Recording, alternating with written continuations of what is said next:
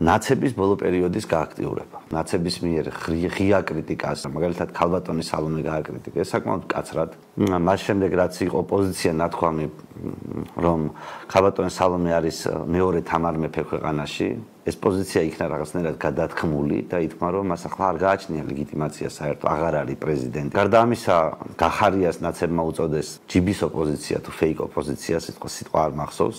ხაბეიშვილმა დაგმო მათი ქმედებები, ესე რომ ვთქვათ, და ცოტა ხანში ამას აყვა მისი კონკურენტი პარტიაში თინა ბოკუჩავა. ეს ყველაფერი იყო გასაკეთებელი არჩევნებამდე. ანუ ნაცები ახლა სწორად იქცევიან, იმიტომ რომ მიხვდა მიშა რომ გაძარცვეს, მისი ხმები გაინაწილა 4-5-95-მა. ჩემი წარმოდგენით მიშამ ეს ყველაფერი გააკეთა იმის გამო, რომ ელოდა რომ არჩევნების მერე გაათავისუფლებდნენ. გვარამია ძარცვავდა ხმებით. იქ რაღაცა გახარია გადმოვიდა ოპოზიციურ მოედანზე და გახარია ნამდვილი ოპოზიციონერია და 4-5-95-დან ვინც გინდა შემოხაზეთო. რა თქმა უნდა, მიშას მომხრების შედარებით ურწმუნო ნაწილი, რომელსაც აი ბოლომდე მიშასი არ ჯეროდა, რომელსაც თან მიდრეკილი იყო, რომ გაყიდული იყო ასეთი ნაწილი ასევე მიშას ამომრჩევლების, რა თქმა უნდა, ამით ცდუნდებოდა.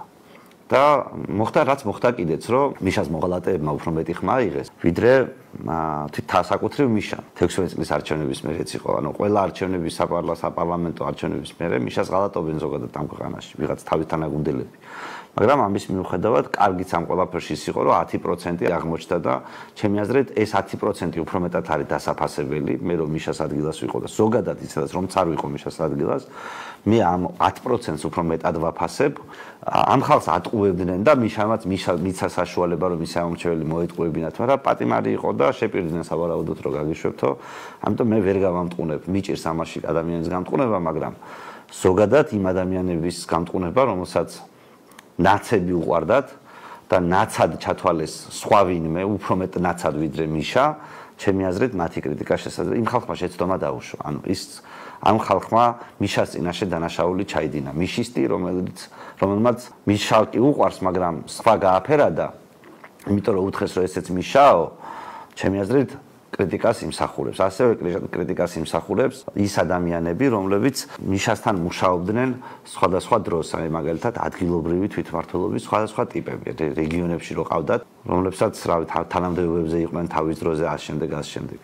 აი ხალხი, რომელმაც ახლა მიშას უღალატა ამ არჩევნებზე და ფულზე მიეყიდა, იმიტომ რომ სხვა შემთხვევაში მაგათი ამჯერა, რომ ისინი იდეის გამო მიეყიდნენ. გვარამიას მე ამჯერა, ძირითადად საკრებულოს წევრები, ძირითადად კოორდინატორები, რომლებსაც უთხრეს, რომ ჩვენო იგივე ნაცები ვართო, მაინცო ბიძიანას ვებძვითო, მაგრამ ვერ მიხვდნენ იმას, რომ ბიძინას მოსყიდულების მხარეს გადავიდნენ.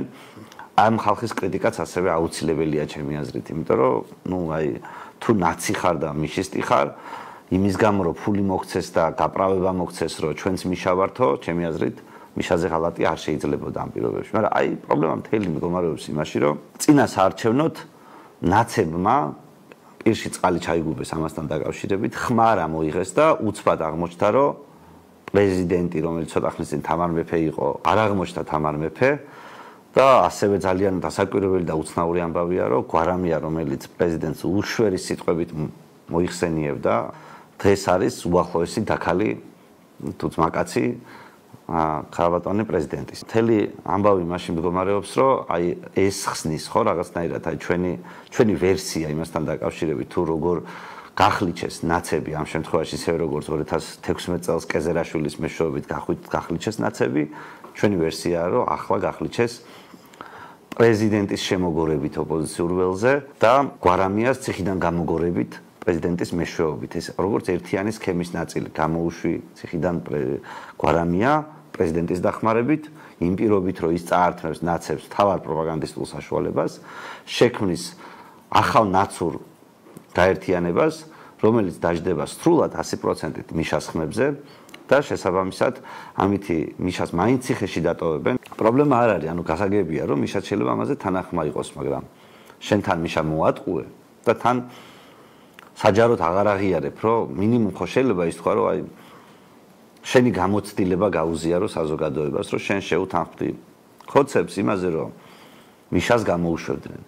ასეთი რაღაცა გქონდა და მიშა გადააგდეს. აი მინიმუმ ხო შენც რო გადააგდებული ხარ, მინიმუმ ხო ეს თქვა, რომ სხვანაირად გამოდის, რომ შენ მოაწყვე რაღაც ფოკუსნიკობა, რომლითაც საბოლოო ჯამში პატიმარი მიშა გაძარცვე დატოვეთ ან ციხეში გაძარცული. ახლა საბოლოო ჯამში ნაცებს ალბათ მოუწევს ამასთან დაკავშირებით იმის გაკეთება, რაც უნდა გაეკეთებინათ. წინასაარჩევნოდ ეს რო გაეკეთებინათ, საერთოდ სხვა პოლიტიკური კონფიგურაციას მივიღებდით. არ გვექნებოდა ასეთი უშინაარსო წინასაარჩევნო პერიოდი, სადაც თქვენ იცით რომ არაფერზე გარდა ემოციებისა, რუსები, ქოცები, ესა პუტინი, შმუტინი რაღაცას გაიძახოდნენ, მაგრამ არ ყოფილა არანაირი ლოგიკური საუბარი იმასთან დაკავშირებით, თუ როგორი ქვეყანა გინდა. კონტრაქტის გაგრძელება ქოცების იყო ის, რომ პარლამენტშიც ხელშემშლელი არავინ არ ყოლოდათ.